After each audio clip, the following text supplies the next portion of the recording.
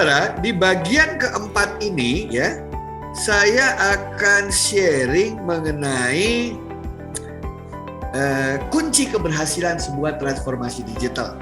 Atau sering dikatakan, apa sih critical success factornya transformasi itu berhasil? Ada beberapa faktor yang membuat transformasi berhasil. Yang pertama adalah tentu saja komitmen dari perusahaan. Ya, komitmen dari perusahaan ini sangat penting, saudara-saudara sekalian. Kenapa? Karena setiap perusahaan punya nakoda, punya captain, ya, punya tim pimpinan yang akan mengendalikan kemana arah perusahaan ini berada. Jadi nakoda dari sebuah transformasi adalah pimpinan dari perusahaan itu sendiri. Ya. Kemudian yang kedua, pimpinan itu tidak ada gunanya kalau tidak didukung oleh seluruh pemangku kepentingan. Didukung oleh owner atau pemilik, didukung oleh karyawannya untuk bersama-sama melakukan transformasi. Ya, jadi pimpinan didukung oleh anak buahnya dan pemangku kepentingan lainnya, termasuk juga pelanggan dan mitra-mitra bisnisnya. Setelah itu yang ketiga, pimpinan tersebut bersama dengan semua pendukungnya harus memiliki roadmap yang jelas. Ya samalah kalau kita ingin dalam perjalanan Jakarta ke Surabaya gitu ya, kan banyak jalan menuju Surabaya. Nah, kita harus tahu tuh lewat mana saja kotanya. Nah, dalam transformasi juga begitu, agar kita tahu kita sudah maju, jalan, sudah sampai atau belum, harus ada peta pandunya atau yang lebih dikenal sebagai istilah roadmap. Ya, itu adalah hal ketiga yang penting.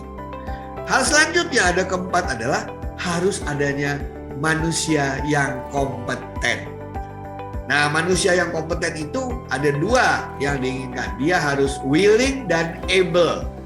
Dia harus mau dan mampu. Mau bertransformasi dan mampu bertransformasi. Kalau tidak mau, kita berikan motivasi.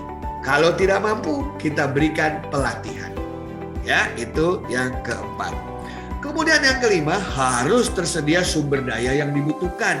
Transformasi butuh waktu, butuh uang, butuh informasi, butuh fasilitas, butuh sarana prasarana, yaitu semua harus tersedia. Kalau tidak, transformasinya mandek. Ya, nah itu ada sumber daya yang dibutuhkan.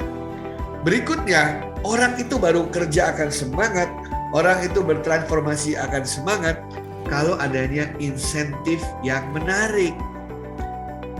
Apa yang saya dapatkan jika saya bertransformasi? Nah, orang suka salah. Kalau dengar kata insentif langsung pikirannya pasti dikasih uang. Belum tentu.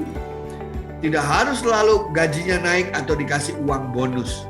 Insentif itu bisa misalnya apa? Dapat cuti tambahan. Ya, atau kenaikan pangkat lebih cepat. Atau mungkin dia boleh pulang lebih cepat dari awak pada orang-orang yang lain. Begitu ya? Nah, atau dia dapat liburan ekstra. Nah, itu insentif-insentif kecil-kecil yang bisa merangsang orang untuk bisa bersama-sama melakukan transformasi dengan penuh semangat. Ya, jadi kalau kita ulang dari yang pertama, apa saja sukses faktornya? Yang pertama, komitmen dari perusahaan, dukungan dari pemangku kepentingan, roadmap yang jelas, manusia yang kompeten, sumber daya yang tersedia, dan adanya insentif yang menarik. Nah, kalau salah satu dari komponen ini tidak ada, biasanya akan mengganggu terjadinya transformasi yang diinginkan. Contohnya, misalnya tidak ada roadmap, nanti itu biasanya nyasar kemana-mana, gak jelas tujuannya kemana. Atau gak ada insentif, transformasinya berjalannya jadi lambat sekali. Ya, atau tidak ada dukungan dari pimpinan, ya nggak akan maju itu kehendak transformasi, orang pimpinannya aja cuek, gitu ya. Atau misalnya tidak ada sumber daya yang dibutuhkan, ya berhenti transformasinya karena tidak diberikan waktu, tidak diberikan uang, tidak diberikan sarana prasarana, ya dia pasti akan berhenti. Demikian juga kalau misalnya dalam transformasi itu para pendukungnya tidak mendukung pimpinannya. Jadi pimpinan sendirian aja itu board of director atau direksi sendirian, sosialisasi, membangun motivasi, tapi yang lain tidak tertarik untuk melakukannya, maka transformasi itu pun akan terganggu. Selamat bertransformasi, terima kasih.